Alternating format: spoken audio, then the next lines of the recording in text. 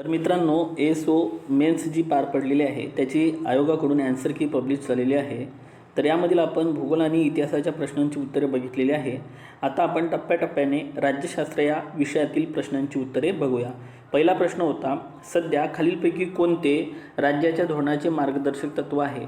तत्पूर्वी आपल्याला एक गोष्ट माहीत असली पाहिजे विद्यार्थी मित्रांनो, मार्गदर्शक तत्वे जे आहे ते घटनेच्या भाग 4 मध्ये येतात आणि या संबंधित कलम 36 ते 51 पर्यंत आहे.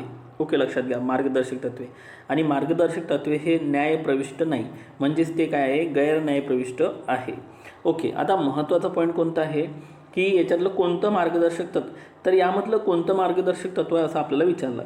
तर राज्य कोणत्याही व्यक्तीस कायद्यापुढे समानता नाकारणार नाही, राज्य 14 वर्षापर्यंतच्या सर्व मुलांना सक्तीचं व मोफत शिक्षण देईल आणि राज्य कोणत्याही नागरिकांविरुद्ध धर्म, वंश, जात, लिंग अथवा जन्मस्तर या कारणावरून भेदभाव करणार नाही. ही कलम 15 आहे, ही कलम 14 आहे. म्हणजे तुमच्या लक्षात आलं असेल हे मूलभूत हक्कासंबंधित आहे, कारण मार्गदर्शक तत्वासंबंधित कलम 36 ते 51 पर्यंत आहे.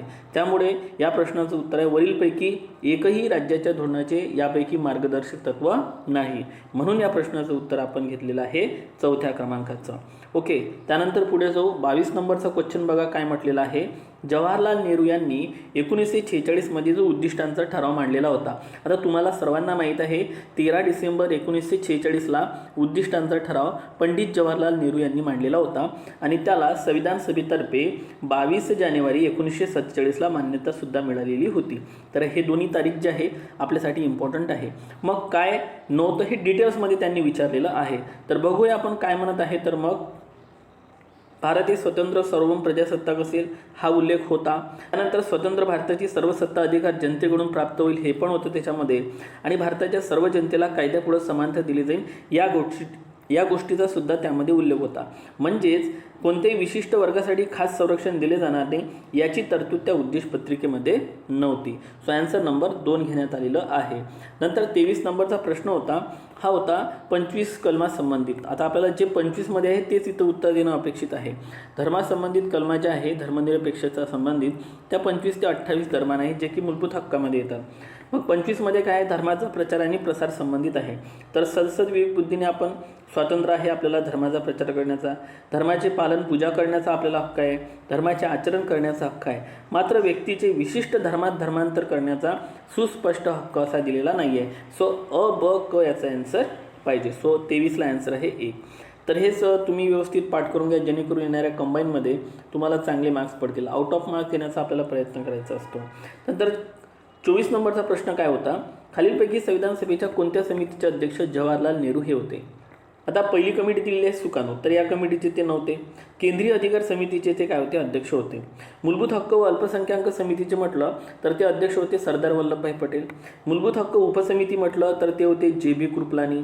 ओके, आणि अल्पसंख्याक जर तुम्हाला समिती विचारली उपसमिती त्यामधील, तर त्याचे अध्यक्ष होते HC मुखर्जी. आणि प्रांतीय संविधान सभेचे जे अध्यक्ष होते ते होते आपले सरदार वल्लभभाई पटेल. तर तुम्ही मला खाली कमेंट बॉक्समध्ये सांगा सुकाणू समितीचे अध्यक्ष कोण होते. तर या प्रश्नाचं उत्तर आहे 2ऱ्या क्रमांकाचं 24ला 2. ओके स्टुडंट, त्यानंतर 25 नंबरचा प्रश्न काय होता, 25 नंबर प्रश्नाचं उत्तर आयोगाने घेतलेलं आहे 3ऱ्या क्रमांकाचं, जीवित आणि व्यक्तिगत स्वातंत्र्य हे कायद्याने घालून दिलेल्या पद्धतीने हिरावून घेतले जाऊ शकते. मग जीवित आणि व्यक्तिगत स्वातंत्र्य हे कोणत्याही परिस्थितीत हिरावून घेतले जाणार नाही हे चुकीचं आहे. जीवित आणि व्यक्तिगत लक्षात घ्या, स्वातंत्र्य हे सर्व प्रकारच्या आणीबाणीच्या काळात राष्ट्रपतीद्वारे हिरावून घेतले जाऊ शकते, तर हे पण चुकलेलं आहे. तर उत्तर आहे राज्यघटनेनुसार क. ठीक आहे. सो भारतीय राज्यघटनेनुसार जीवित आणि व्यक्तिगत स्वातंत्र्य कायद्याने घालून दिलेल्या पद्धतीनुसार हिरावून घेतले जाऊ शकते. मग ओके, सो आपण लक्षात ठेवा. त्यानंतर 26 नंबरचा प्रश्न काय होता बघा, भारताच्या संविधान सभेत फाळणीपूर्वी खालीलपैकी कोण समाविष्ट होते म्हणते. तर आपल्या सर्वांना या प्रश्नाचं अचूक उत्तर माहिती आहे. बघा काय होतं की ब्रिटिश प्रांतिक विधानसभामधून 292 सदस्य आलेले होते, मुख्य आयुक्त प्रांतातून 4 आणि रियासतीकडून म्हणजे संस्थानिकांकडून 93 आलेले होते. तर ठीक आहे, तर एवढे काय होते समाविष्ट घटक होते फाळणीपूर्वी. ओके, सो ॲन्सर नंबर जे घेतलेला आहे आयोगानं ते घेतलेलं आहे 1ल्या क्रमांकाचं. पण तुम्हाला माहीत असेल संस्थानिकांनी निवडणुकीमध्ये भाग घेतलेला नव्हता. सो 26 नंबरच्या प्रश्नाचं उत्तर आहे 1ल्या क्रमांकाचं. त्यामुळे हा पॉईंट तुम्हाला इथे काय करायचा आहे, लक्षात ठेवायचा आहे. त्यानंतर पुढे जो आपण नेक्स्ट क्वेश्चनकडे 27 नंबरचा प्रश्न बघा काय म्हणतो, राज्य संबंधासंदर्भात खालील विधाने विचारात घ्या. आता भारतीय राज्यघटनेने सर्व अधिकार वैधानिक कार्यकारी आणि आर्थिक आणि न्यायालयीन केंद्र आणि राज्यामध्ये विभागून दिलेले आहे. एक हा पॉईंट दिलेला आहे. ठीक आहे.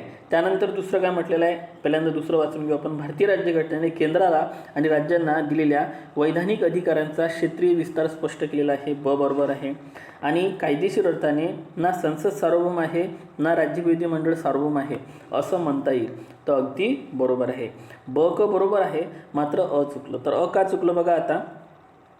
भारतीय राज्यघटनेने सर्व अधिकार वैधानिक, कार्यकारी आणि आर्थिक आणि न्यायालयीन म्हटलेलं आहे. तर न्यायालयीन नाही आहे, लक्षात घ्या. न्यायालयीन आपल्या इथं विभागून दिलेलं नाही आहे. ते आपल्या इथं न्यायालयीन आपल्या इथं विभागून दिलेलं नाही आहे. त्यामुळं जे स्टेटमेंट आहे ते चुकलेलं आहे. सो ॲन्सर आहे बरोबर, परंतु चुकीचं. सो 27ला आयोगाने आन्सर दिलेला आहे दुसऱ्या क्रमांकाचं. त्यानंतर 28 नंबरचा प्रश्न बघा. स्टुडंट काय म्हणतो की कोणतं विधान सत्य नाही. तर वाचल्यास तुम्हाला कळेल की भारतीय राज्यघटनेच्या अंमलबजावणीची तारीख 26 नोव्हेंबर 49 नाही. या दिवशी आपण घटना स्वीकारली. ठीक आहे.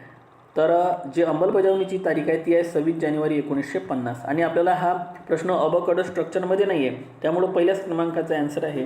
हे ऑप्शन तुम्ही वाचले नाही तरी चालेल जर तुम्ही इथं कन्फर्म असेल तर. ओके. आता बाकीचे ऑप्शन बरोबरच असणार आहे.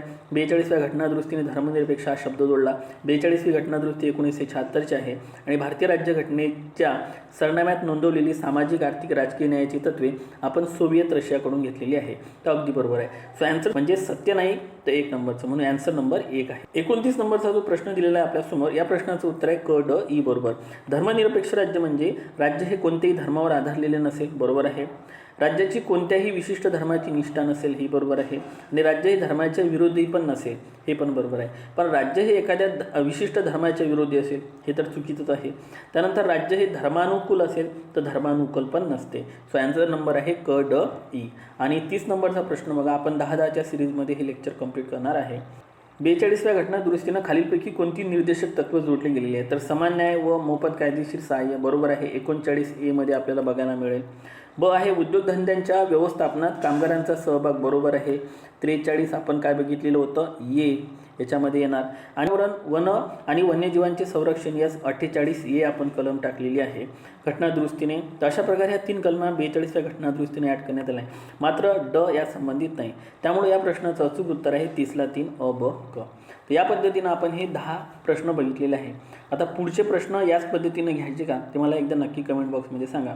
लवकरच भेटू. तो म्हणजे take care and thank you so much.